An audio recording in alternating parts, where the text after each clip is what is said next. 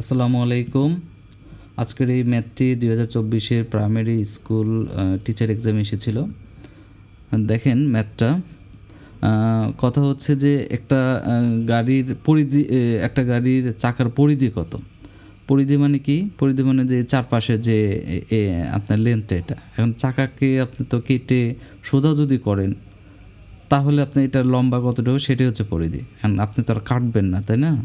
তাহলে আপনাকে ফর্মুলা বা ম্যাথ দিয়ে ম্যাথটা সলভ করতে হবে।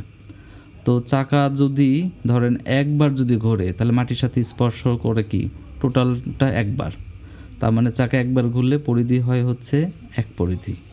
সিম্পলভাবে চিন্তা করেন, দুইবার যদি ঘোরে দুই পরিধি, যদি 10 বার ঘোরে 10 পরিধি, যদি 2000 বার ঘোরে তাহলে কি হচ্ছে 2000 পরিধি, তাই তো? একবার চাকা ঘুরবে, একবার করে চাকার পুরো এরিয়াটা আপনার ধরেন ধুলার সাথে বা মাটির সাথে চাকার সাথে লেগে যাবে, ওইটা হচ্ছে টোটাল পরিধি। তাহলে আমাদের কোশ্চেনে কী দেওয়া আছে?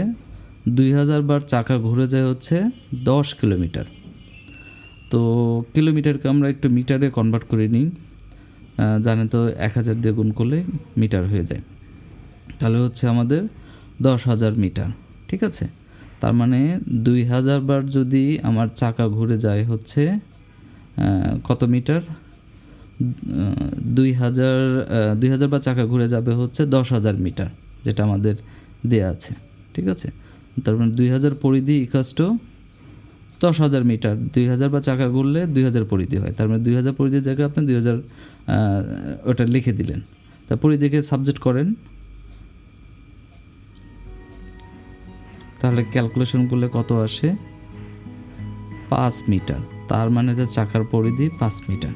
আশা করি আপনি বুঝতে পেরেছেন। আনসারও 5 মিটার দেওয়া আছে। Thank you.